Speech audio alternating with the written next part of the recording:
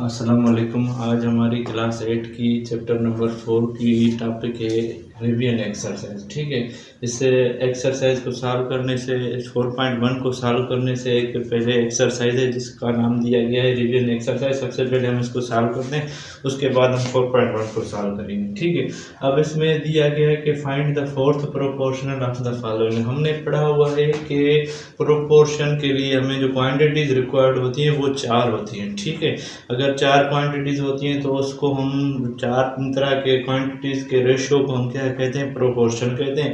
और प्रोपोर्शन में क्या होता है कि इस तरह से होते हैं, इस तरह से कॉम्बिनेशन मिला हुआ होता है A ratio B is equal C ratio D। अब ये जो एक्सट्रीम्स होते हैं इनकी मल्टीप्लिकेशन और ये जो मीन्स होती है इनकी मल्टीप्लिकेशन की आती है, सेम आती है। अगर इनकी मल्टीप्लिकेशन सेम नहीं आएगी तो उनके बीच में प्रोपोर्शन भी नहीं होता। सबसे पहले हमें क्या करना पड़ेगा, इसमें हमें 3 क्वांटिटीज मिली हुई है, एक मिसिंग है। जो मिसिंग है उसके लिए हम क्या लेते हैं, let x be fourth proportional. ठीक है, let x be fourth proportion. ठीक है, अब देखें कि हमें करना क्या है कि हमें सबसे पहले इसको रेशो के फॉर्म में लिखना है, 3:4। अच्छा, इस कंडीशन में इसको लिखना है। ठीक है, 6। अब मिसिंग क्या है, फोर्थ रेशो है तो उसकी जगह पर हम x लिख देंगे। अब देखें कि एक्सट्रीम्स को एक्सट्रीम के साथ और मीन्स को मीन्स के साथ मल्टीप्लाई करना है। ठीक है, ये मीन है, इसको इसके साथ मल्टीप्लाई करेंगे, 3 मल्टीप्लाइड बाई x हो जाएगा, 4 मल्टीप्लाइड बाई 6 हो जाएगा। ठीक है, अब देखिए इसको इसके साथ मल्टीप्लाई करेंगे तो इसका जो आंसर मिलेगा वो क्या मिलेगा, 24 मिलेगा। और ये क्या हो जाएगा, 3x। यहाँ से फोर्थ प्रोपोर्शन की वैल्यू फाइंड करनी है तो x के साथ क्या है, 3 मल्टीप्लाइड है तो ये 24 को इधर आकर क्या करेगा, डिवाइड करेगा। तो इसका टेबल इसके ऊपर कितनी मरतबा जाएगा, 8 मरतबा जाएगा। अब हमें जो फोर्थ प्रोपोर्शन मिला वो क्या मिला, 8 मिला। ठीक है, अब हम क्या करेंगे कि अगर यहाँ पर इसकी जगह पे इसको 3 देखें, यहाँ पे x की जगह पे क्या पुट करें, 8 पुट करें तो 3 8 के साथ मल्टीप्लाइड होगा, 3 8 24 के बराबर मिल जाएगा। तो ये प्रोपोर्शन हो जाएगा। ठीक है, अब देखें इसको भी इसी तरह से ही करना है। अब देखेंगे लेट x, जहाँ पे भी मिसिंग है उसको हम फोर्थ प्रोपोर्शन को x लेंगे। ठीक है, let x be fourth proportion, इसको मैं शॉर्ट फॉर्म में लिख देता हूँ। ठीक है, अब देखें यहाँ पे सबसे पहले इसको रेशो के फॉर्म में लिखना है, 7:11 इज इक्वल 14:x। अब देखें कि मीन को मीन के साथ है और एक्सट्रीम को एक्सट्रीम के साथ मल्टीप्लाइड करना है, 7 multiplied by x, 11 multiplied by 14। ठीक है, अब देखें कि यहाँ से 11 मल्टीप्लाइड बाई 14। अब यहाँ से x की वैल्यू फाइंड करनी है तो x के साथ क्या है, 7 आकर इधर डिवाइड करेगा। 7 का टेबल इसके ऊपर कितनी मरतबा जाएगा, 2 मरतबा। और 2 को 11 से मल्टीप्लाई करेंगे तो इसका हमें जो आंसर मिल जाएगा वो क्या आएगा, 22 मिलेगा। ठीक है, अब ये इसका आंसर हो जाएगा। इस तरह से जितने भी इस फर्स्ट टॉपिक के अंदर इसके सब प्रॉब्लम्स जो भी मिले हुए हैं इसी तरह से ही हमने चेक करने। इसके और भी 2 प्रॉब्लम्स हैं वो भी सॉल्व करते हैं। अब देखें कि इसको भी इसी तरह से करना है। ठीक है, let x be fourth proportion. अब देखें कि सबसे पहले इसको रेशो के फॉर्म में लिख देना है, 38:19 इज इक्वल 18:x। अब देखें इसको इसके साथ मल्टीप्लाई करना है और इसको इसके साथ मल्टीप्लाई करना है। अब 38 multiplied by x, 19 multiplied by 18। ठीक है, यहाँ से x की वैल्यू फाइंड करनी है तो वो 19 मल्टीप्लाइड बाई 18 अपॉन 38। अब देखें कि 19 का टेबल 90 पे 1 मरतबा जाएगा और इसके ऊपर कितनी मरतबा जाएगा, 2 मरतबा। 2 का टेबल इसके ऊपर कितनी मरतबा जाएगा, 9 मरतबा। तो x की जो हमें वो वैल्यू मिल जाएगी वो कितनी मिलेगी, 9 मिलेगी। ठीक है, ये इसका आंसर है। अब देखें इसका लास्ट प्रॉब्लम है उसको सॉल्व करते हैं। सबसे पहले हमने क्या करना है कि let x be fourth proportion. ठीक है, अब देखें इसको रेशो के फॉर्म में लिखते हैं। सबसे पहले 5.6 ratio 6.3 is equal to 4.8 ratio x। ठीक है, अब देखें कि 5.6 multiplied by x 6.3 multiplied by 4.8।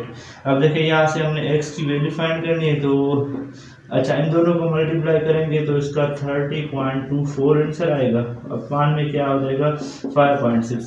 ठीक है, अब 30.24 को जब 5.6 से मल्टीप्लाई करेंगे तो आपको जो इसका आंसर मिल जाएगा वो इसमें आपको मिलेगा 5.4। ठीक है, अब ये इसका इस तरह से आंसर हो जाएगा।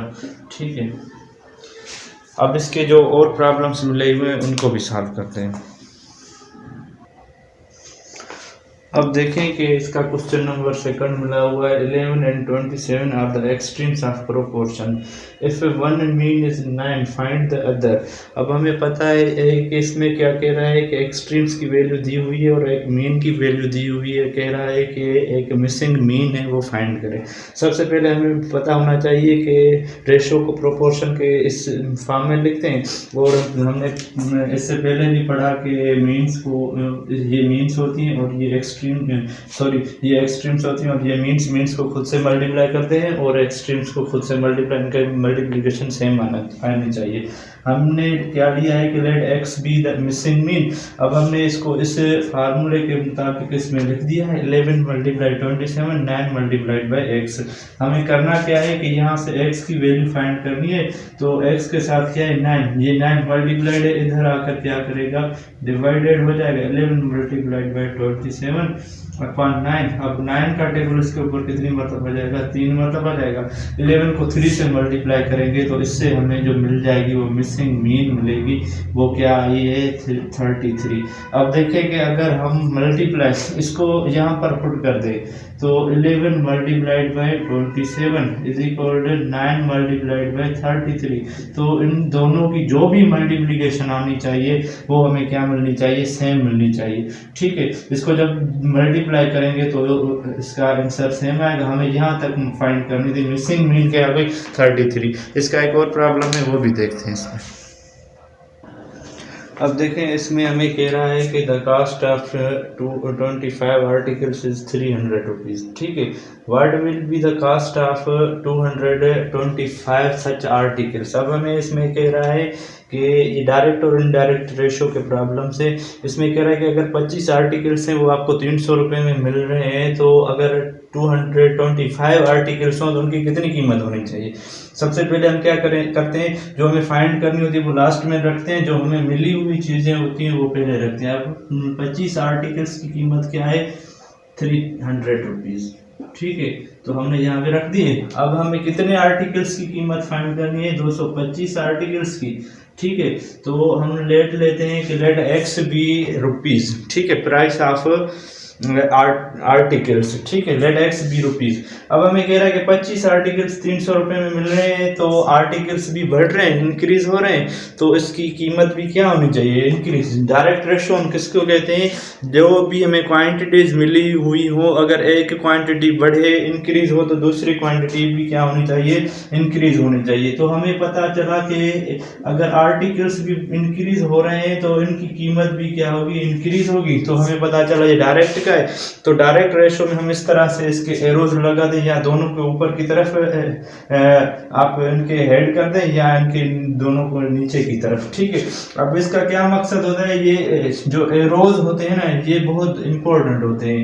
अगर ये एरोज गलत लग गए तो आपका प्रॉब्लम गलत हो जाएगा, वो वैल्यू नहीं मिलेगी। जो अगर इस तरह से इनकी डायरेक्शन होती है तो सबसे पहले हमें फर्स्ट ये ऊपर वाली क्वांटिटी लिखनी पड़ती है और उसके नीचे ये क्वांटिटी। ठीक है, इस तरह से हम इसको लिखते हैं, और इसको भी इसी तरह से हम लिखेंगे 300 अपॉन x।